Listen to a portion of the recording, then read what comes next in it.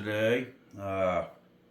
Just messing around with some Men at Work stuff. I hadn't listened to that stuff or even attempted to play any of that for years.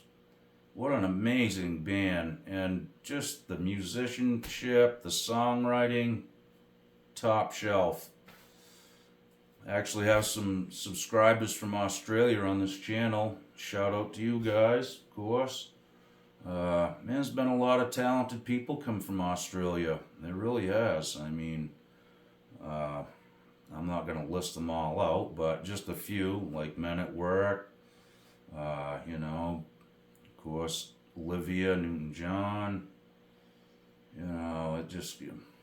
Of course, we can't go without saying AC/DC, right?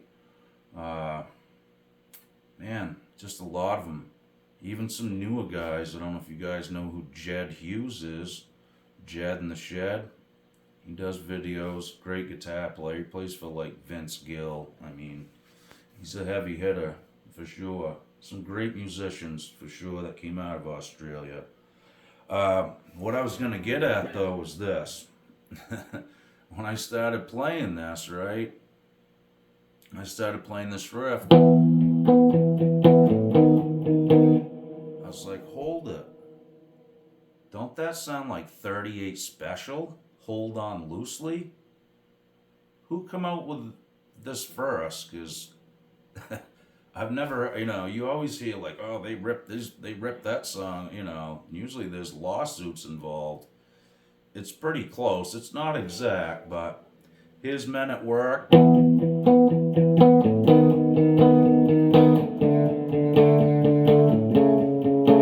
Okay, here's 38 Special.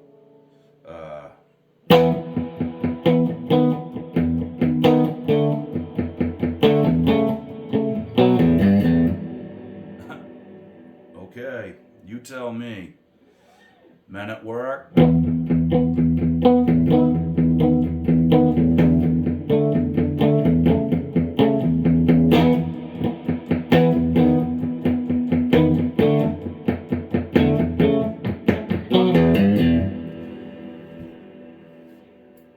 Flip the coin, I don't know. I mean, people have been in courts for plagiarism for stuff that was not even as close as that. Like I said, that ain't exact, but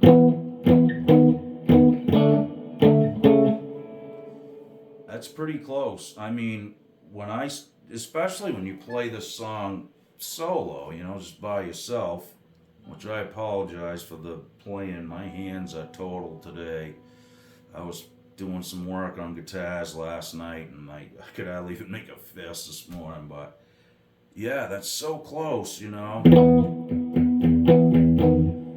I first started playing it, it just sounded like I was playing 38 Special. I was like, whoa, am I playing the right? I used to play Overkill in D, like, down there, which it doesn't sound like that, but they play it up here. I don't know, that's a close one. You guys can be the judge. Maybe help me. I don't want to cause no problems between those guys, but man, that's, like I said, I've seen people, end up in lawsuits over stuff that wasn't even that close. We'll see. Well, I hope you're all doing really good. And if you guys saw my video yesterday, that was tough. I got a little shook up. I wasn't planning on doing that at all. It just, I come uncorked. And the water started flowing, but, at the end of the day, I was glad I did it. I wasn't going to post that and, make a fool of myself or anything, but I'm glad I did it now, and, it was for my mother, so it's all good. Well, anyways, I'm going to put this guitar down, guys, and thanks for watching that video, all of you. I appreciate it. And all the nice comments. That was really sweet of you guys to say, all the nice things you said. Okay, so this was what I was really gonna show you guys. Well, first, I mean, I did want to show you guys my mother's guitar. Really cool. This is a Seagull power guitar from Canada. You know, it's just a little guy. I am gonna do a little better setup on it. The strings were kind of buzzing a little, and but that's okay. This was her guitar. It was the last guitar that she had, and the last one she played. I mean, those are the same strings on it and everything.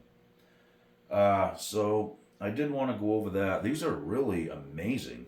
I mean, just a ton of sound in these, and sustain. Really cool.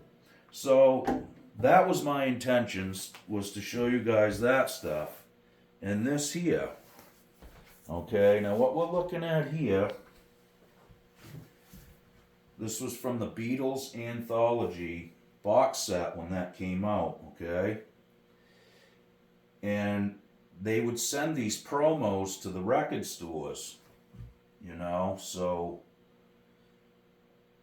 not every record store would get one that's 5 feet tall like this one. Most of them got little counter displays. They were just little guys, I'm not sure the numbers on these and how many they were produced, but I have one.